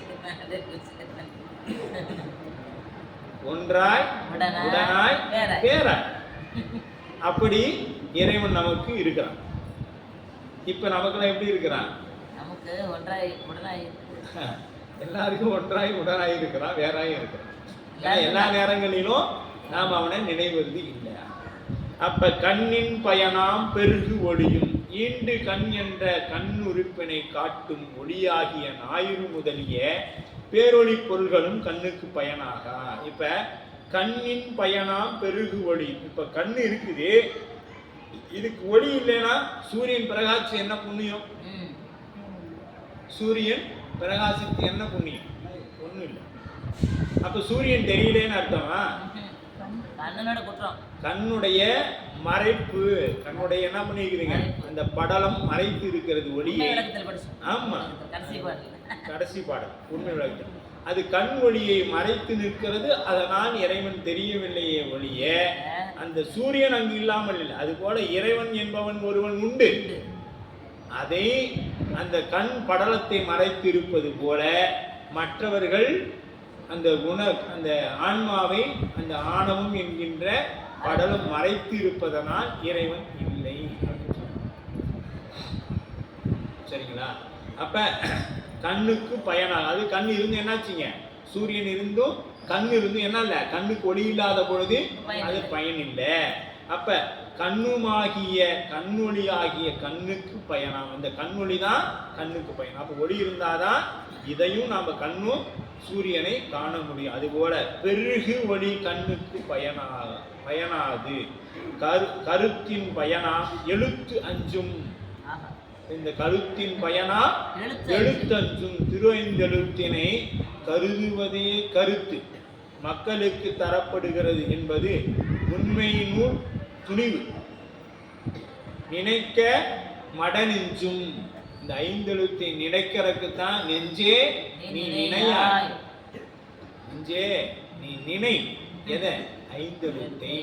இல்லைன்னா அது இருந்தும் புண்ணியம் இல்லை. எப்படி சூரியன் இருந்து கண் இருந்து ஒளி இல்லாத பொழுது பயன் இல்லையோ, பாலின் சுவையை பித்த நாக்கு உணராதோ, அது போல பாலின் சுவையை பித்த நாக்கு உணராது. அப்படி குடித்தியா என்ன இந்த பால் ஒண்ணுமே இல்லை, கசக்குது பால், இதை வந்து பாலுன்னு கொடுக்குறாங்க, சுவையா இருக்குன்னு வேற சொல்றாங்க. பித்த நாக்குக்கு அது தெரியாது. அப்ப கண்ணுக்கு ஒளி இல்லாத பொழுது கண் இருந்தும் சூரியன் தெரியாது. சூரியனோட பயன் நமக்கு இல்லை. அப்ப சிந்தனை செய் மனமே. சிந்தனை நிந்தனுக்கு ஆக்கி நாயினின் திருப்பாத போதுக்கு ஆக்கி வந்தனையும் அம்மலக்கே ஆக்கி வார்த்தை உன் மணி வார்த்தை. இப்படி எல்லாமே வந்து பெருமானை நினைக்கணும், கண்ணு அதை பார்க்கணும். சிவனை நினைப்பதே மனம் பெற்றதின் பெரும் பயனாகும். நம்மளுடைய பெரும் பயன் என்ன அப்படின்னு கேட்டீங்கன்னா சிவபெருமானை நினைத்தல் தான் அப்படிங்கிறாங்க. மற்றவை பயன் இல்லை. மற்றதை நினைக்கிறதுனால ஒரு பயனும் இல்லை.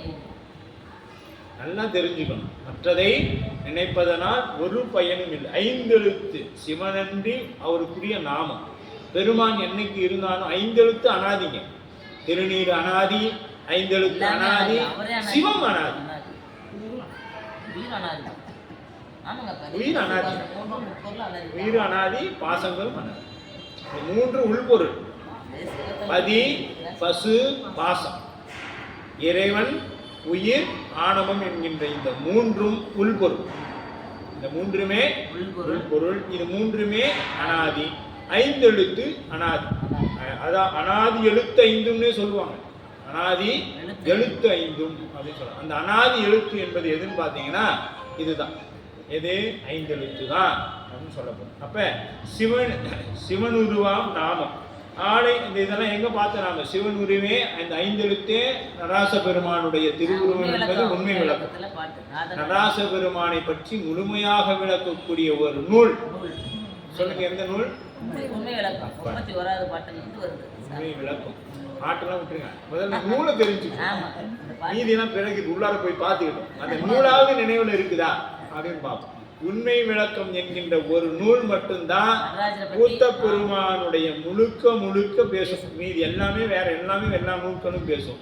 நடராச பெருமானை பற்றி பேசணும்னா உண்மை விளக்கம் என்கின்ற ஒரு நூல் மட்டும்தான் தெளிவாக நமக்கு கூறும். ஆடை படுங்கரும்பின் சாறு போல அன்னிக்கு மைந்தெழுத்தும் தான் கான் சிவன் உயிருக்கு செய்யும் பெருங்கருணையை எண்ணி உருகுதல். விதிப்படி அஞ்செழுத்து எண்ணுதல். சிவபெருமானை அந்த உருகி எண்ணுதல். விண்ணின் பயனாம் பொழில் மலையும், அப்ப ஆகாயம் ஏனைய எல்லாவற்றுக்கும் இடம் கொடுக்கும் மலைக்கும் இடம் கொடுக்க அளவினே அது பயனுடையதாகும் என்று வானின் உலகம் வழங்கி வருதல் விசும்பில் விழித்துளி எல்லாம் என்பது வான் சிறப்பு. அதாவது இந்த மலையை பற்றி நாம் பார்க்கும் பொழுது சிவஞான போதம் 2வது நூற்பா படிக்கும் பொழுது இந்த உயிர் மண்ணுக்கு எப்படி வருகின்றது என்பது மலையை வைத்து மேகக்கூட்டங்களின் வழியாக இந்த உயிர் எப்படி தந்தையின் உடம்புக்கு தாயின் உடம்புக்குள்ள போகுது அப்படிங்கிறது விளக்கியிருப்பாங்க. அதை நாம் எல்லாம் சித்தாந்த வகுப்பிலே பார்த்தோம். வேதத்தின் பயனாம் சைவமும், வேத தெளிவாம் சைவ சித்தாந்த திறனாங்கு தெளிந்தார்க்கு என்பது சிவ தர்மோத்திரம் என்கின்ற நூல் சொல்லப்படுதும். அப்ப வேதத்தின் பயன் என்ன? சிவபெருமான் ஒருவனே கடவுள் என்பதை உணர்வுக்கு தான் வேதத்தின் பயன். வேதம் கற்றுக்கொண்டதின் பயன் என்னன்னா, சிவபெருமான் ஒருவனே நித்த பொருள் அப்படின்னு ஒத்துக்கிறதுக்கு தான் வேதத்தினோட முடிந்த முடிவு. அதுதான் சைவ சித்தாந்தம். மண்ணின் பயனாம் அப்பதி, பதி இல்லையே மண்ணுலகம் வேறு எதுவும் இல்லா பயனற்றார். அப்ப இந்த மண்ணுலகத்தோட பயன் என்னன்னு பார்த்தீங்கன்னா அந்த பதிதான். இதே செய்நல்லூர் என்கின்ற அந்த பதிதான் இந்த மண்ணுக்கு பயன். இந்த பூமி சிவன் உய்ய கொள்கின்ற ஆறென்று நோக்கி,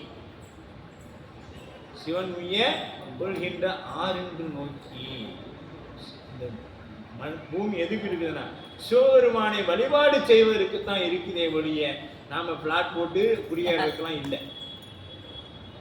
முதல்ல நம்ம யாருன்னு தெரிஞ்சுக்கணும். இதெல்லாம் இன்னும் நிறைய தெரிஞ்சிக்க வேண்டிய செய்தி இருக்கு. இந்த கருவி கரணங்கள் நானா இல்லை, அந்த கரணங்கள் நானா அதுவும் இல்லை. எதுதான் எது ஒவ்வொன்றா கழித்து அன்று அன்று அன்று கடைசியில் உயிர்னு ஒன்று இருக்கும். அது உருகனா எப்போ முக்தி கிடைக்கும்னு சொல்கிறாங்க. அந்த உயிரும் இல்லாமல் போகணும். எங்கே போகணும்? உருகி போய் அதில் கலக்கணும். இப்போ செம்பில் தங்கம் எப்படி கலக்குது? எப்படி தங்கம் ஆபரணங்களாக மாற்றப்படுது? செம்பு கலந்ததனால ஆபரணங்களாக மாற்றப்படுது. அதுபோல போய் இந்த உயிர் உருகி என்ன பண்ணும்? இறைவனோட கலக்கணும். உயிர் உருகணும். உடம்பு உருகிறது இல்லையோ, உயிர் உருகணும். அந்த உருகனாதான் அந்த நாதழுதழுத்தல் இதெல்லாம் அங்க லட்சணம் எல்லாம், அதாவது அக இலக்கணங்கள் பற்றும் அங்கதான் நடைபெறும். அக இலக்கணம், அடியார்களுடைய அக இலக்கணம் சொல்லப்படக்கூடிய பத்தும் உயிர் உருகும் பொழுதுதான் நடைபெறும். இதெல்லாம் எது? உடம்பு சம்பந்தப்பட்டது. உடம்பு சம்பந்தப்பட்டதுன்னா என்ன பண்ணும்? இப்ப ஒண்ணுதான் நடக்கும், ஒரு நிகழ்வு தான் நடக்கும். ஏன்னா இந்த 5 உறுப்புகளும் என்ன பண்ணும்? ஒண்ணு. இப்ப கண்ணுனா ஒண்ணு, காதுனா ஒண்ணு கேட்கும், அவ்வளவுதான். வாயு ஒண்ணு பேசும். இது 5 வேலையை செய்யவே செய்யாது. எதையா ஒன்றுதான் உயிர் வந்து ஏதாவது ஒன்றுதான் நிற்கும். அடிய நிலத்துல உயிர் எங்க நிக்கணும்? வாயில நிக்கணும். உங்களுக்கு காதுல நிக்கணும். உயிர் இப்ப அங்கதான் இருக்கும். உயிர் வேற பக்கம் இருந்துச்சுன்னா, உங்களுக்கு கண்ணுல இருந்துச்சுன்னா இங்க உட்காந்து இருப்பீங்க, பார்வை பூரா வேற பக்கம். சிந்தையில இருந்துச்சுன்னா இந்நேரம் அடுப்புல வச்சு ஆஃப் பண்ணணுமா, வீட்டை பூட்டணுமா, அப்படியே திறந்து விட்டுட்டோமா, இப்படி இருக்கும். உயிர் எங்க இருக்குதோ அந்த நிலை அங்க ஏற்படும். அப்ப காதல இருந்தா மட்டும்தான். இன்னைக்கு வகுப்பு போய் 2 வார்த்தை கேட்டுச்சுப்பாரு. இதுதான் 5 எழுத்தை இடைவிடாம சொல்லணும்னு சொன்னாங்க. அப்ப மட்டும்தான் அந்த காதல உயிர் இன்னும் அதை கேட்டுருக்கு. திருமண பாடணும், கேட்கணும், நாளைக்கு நடக்கிற வகுப்பு ஒரு அஸ்தி வர மாட்டேன் அப்படி. அப்ப இந்த பூமி சிவன் உய்ய கொள்கின்றது. முருகப்பெருமானியே சிவபூசை செய்த தலம் செய்யணும். ஆமா, திருமுன்பூண்டி. இது வந்து அங்க போயிட்டு வந்துட்டு இங்க வராது. திருமுன்பூண்டி சூரபத்மனை வதம் செய்துட்டு இங்க வராங்க. போகிறதுக்கு முன்னாடி அங்க வழிபாடு செய்யணும், வழிபாடு செய்யறாங்க. தில்லையெல்லாம் தரிசனம் பண்ணிட்டு அங்க இரவு போய் தங்குறாங்க, தங்கி வழிபாடு செய்யறாங்க. ஏன்னா திருமாலும் பிரம்மாவும் சொல்றாங்க, சூரியன் அஸ்தமாயிட்டா சாமி இதுக்கு மேல நம்ம பயணிக்க ஆகாது, இருக்கிறாங்க அந்த இடம். சரிங்களா? சிவபூசை பயனை அளிக்கும் தன்மையை இங்கு கூறி நகர சிறப்பினை வளர்த்தினின் பெருமையும் வரம்புடைத்தோனா ஓம் ஓகாரம் எதிர்மறை. வரம்புடைத்தோனா சொல்லிட முடியுமானா சொல்ல முடியாது. வரம்புடைத்து அப்படின்னா அப்பதியின் வளத்தின் பெருமையை என்னால் சொல்ல முடியுமானா முடியாதுன்ற சேர்க்கலாம். இதுக்கு மேல இவ்வளோ இருக்கு, இன்னமும் இருக்கு, அவ்வளவும் என்னால் சொல்லிட்டு இருக்க முடியுமானா முடியாது. ஏன்னா அங்க சொன்னோம்னா இது முழுக்க முழுக்க நகர சிறப்பாகவே போயிடும் அப்படின்னு சொல்லிட்டு அடுத்தது 10வது பாடல். பெருமை பிறங்கும் அப்பதியின் மறையோர் தாம் உள் பெருமனைவாள் தருமம் நிலவு காசிப்ப கோத்திரத்து தலைமை சால் மரபில் அருமை மணியும் அளித்து அதுவே நஞ்சும் அளிக்கும் அரகு போல் இருமை வினைக்கும் ஒரு வடிவாம் எச்சதத்தன் உலான் ஆனான். பாருங்க, பெருமை பிறக்கும் அப்பதி, இவ்வளவு பெருமைகள் நிறைந்த அந்த பதியில மறையூர்கள் தாம் உள் பெருமனைவால் தருமம் நிலவு, தருமம் செய்யக்கூடிய, தருமமே வடிவமாக இருக்கக்கூடிய கோத்திரம். அதாவது என்ன கோத்திரம்? காசிப கோத்திரம் என்று சொல்லப்படும். காசிப கோத்திரம் என்பது வேதிகள்ல இப்ப பரத்வாஜ் கோத்திரம், இந்த மாதிரி நிறைய அவங்களுக்குள்ள கோத்திரம். இப்ப நமக்கு ஒரு கோத்திரம், ஒவ்வொரு குலத்துக்கும் ஒரு கோத்திரம் இருக்கும். அந்த மாதிரி அவங்களதுல கோத்திரம். அதுல வந்து பாத்தீங்கன்னா காசிப்பு கோத்திரத்துல அவர் திரு அவதாரம் செய்திருக்கின்றார். தலைமைசால் மரபில், அப்படி எப்படிங்க? தலைமை உட்பிரிவில் பல பிறவரம் என்று வழங்குவதும் உண்டு. அருமை அரவு போல. இப்ப அரவு மணியை நஞ்சினை, இந்த அரவு இருக்குது இல்லையா, பாருங்க, அருமை மணியும் அளிக்கும் அதுவே சால் மரபு. அந்த மரபுல அருமை மணியும் அளிக்கும் அதுவே நஞ்சும் அளிக்கும் அரவு போல. இந்த பாம்பு இருக்குது பாத்தீங்களா, மாணிக்கக்கல். பலகால் யாரையும் கற்காம இருந்தா அது ஒரு மாணிக்கக்கல்லை கக்கும். அந்த மாணிக்கக்கல்லை தர பாம்பே என்ன பண்ணும்? நஞ்சையும் கக்கும், நஞ்சையும் கொடுக்கும், நமக்கு உயிரையும் எடுக்கும். இன்பத்தை, கண்ணுக்கு குளிர்ச்சியான ஒளியையும் தரும். அதே நேரம் நம்மை சாகடிக்கு உயிரை போக்கக்கூடிய நஞ்சையும் கொடுக்கும். அது போல பாருங்க, இருமை வினைக்கும் ஒரு வடிவாம். இப்ப எச்சதத்தனுக்கு எவ்வளவு, இந்த பாருங்க எவ்வளவு கவிநயத்தோட தெய்வ சேக்கிழார் பெருமான் சிந்திச்சிருக்கிறார். பாம்பை சொல்றாரு. எப்படி சொல்றாரு பாத்தீங்கன்னா, நஞ்சையும் கொடுக்கும், அது நல்லதையும் செய்யும். எது? மாணிக்கக்கல்லை, உயர்ந்த மாணிக்க. அப்படி ரொம்பவும் உயர்ந்த எங்க சண்டேச பெருமான் திரு அவதாரம் செய்வதற்கு காரணமாக இருந்தவரும் அந்த எச்சத்தன் தான். அதே அந்த சிவபூசையை தடுக்க போனதும் அதே எச்சத்தன்.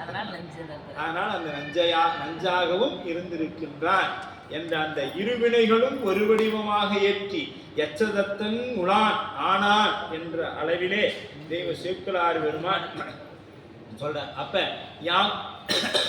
எச்சதத்தன் யாக்னம் என்றால் எச்சம் என்று பொருள். அப்ப தக்கனையும் எச்சனையும் தலையறித்த தேவர்கணம். சரிங்களா? தொக்கனவே வந்த தக்கன், முன்னாளில் மறையோர்கள் கொண்ட சிறப்பு பெயர்களில் ஒன்று தத்தன். தத்தன் அப்படிங்கிறது. அப்ப பெருமனைவாள் தருமம் நிலவு. இங்கு வாழ்வன என்பன இயல்புடைய மூவர்க்கும் நல்லாட்சி நின்ற துணை என்பது நமக்கு ஏதாவது சொல்லுது. இல்லறம் என்கின்ற திருக்குறள் சொல்லுது. வாழ்வான் இல்வாழ்வான் என்பான் இயல்புடைய மூவர்க்கும் நல்லாட்சி நின்ற துணை அப்படின்னு சொல்லும். இன்னொரு குறள் இருக்கும், துறந்தார்க்கும் தூவாதார்க்கும் இறந்தார்க்கும் இல்வாழ்வான் என்பான் துணை. இந்த 6 பேருக்கும் இல்லறத்துல இருக்கிறவன் துணையா நிக்கணுங்க. அவன் தான் திருமணம் செய்துக்கணும். யாரு திருமணம் செய்யணும்? அதாவது பிரம்மச்சாரிக்கு உதவணும். இரவுல உண்பதற்கு முன் வெளியில யாராவது வராங்களான்னு பார்த்துட்டு உண்ணணும். அப்படி இல்லைன்னா எடுத்து வச்சுட்டு சாப்பிடணும். அதுக்கு அடுத்தது முனிவர்களுக்கு செய்யணும். துறந்தாருக்கும் தூவாதாருக்கும் ஏழ்மையில் இருக்கிறவங்களுக்கு உதவணும்.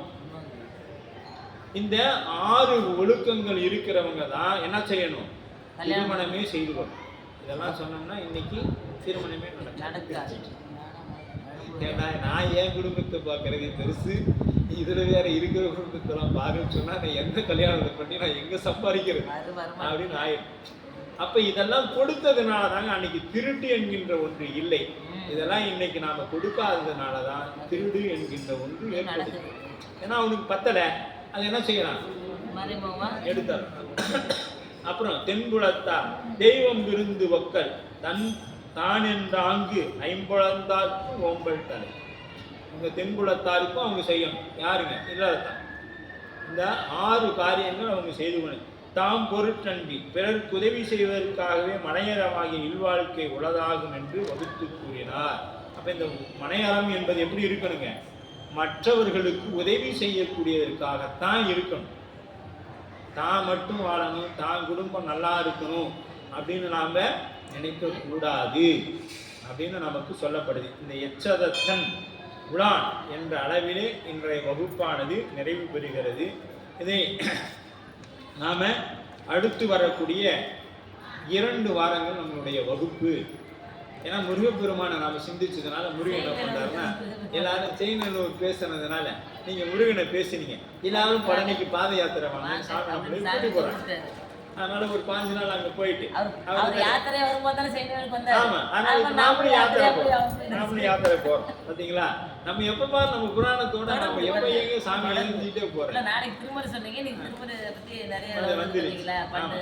அதான் அந்த பண்ணின் பயனா நல் இசையும் அப்படின்னு வந்துருச்சு. அதனால சாமி பாருங்க எப்பொழுதுமே நம்முடைய பெருங்கருணை நந்திபேஸ்வரர் உண்மையாலுமே பெருங்கருணை. பாருங்க 63 வரைக்கும் நம்ம இந்த மாலை வச்சோம். அப்புறம் சாமி இப்போ 4 வரைக்கும் மாலை போட வச்சுட்டாங்க. பாருங்க அல்லத்தில் தினைக்கு 63 போட வச்சாலும் பரவாயில்லையே அப்படின்னு நமக்கு ஒரு பெரும் மகிழ்ச்சி. ஏன்னா நம்ம அந்த அளவுக்கு எடப்பாடி மண் தவம் பண்ணி இருக்குது அப்படிங்கிறத நாம பெருமை கொள்ளலாம் என்ற அளவிலே இன்றைய வகுப்பானது நிறைவு பெறுகிறது. என்றும் இன்பம் பெருகும் இயல்பினால் ஒன்று காதலித்து உள்ளமும் ஓங்கிட மன்றுளார் அடியார் அவர் வான்புகள் நின்றதெங்கும் நிலவி உலகலாம் வான்முகில் வளாது பெய்க மலைவளம் சுரக்க மன்னன் கோன்முறை அரசு செய்ய உறைவிலா உயிர்கள்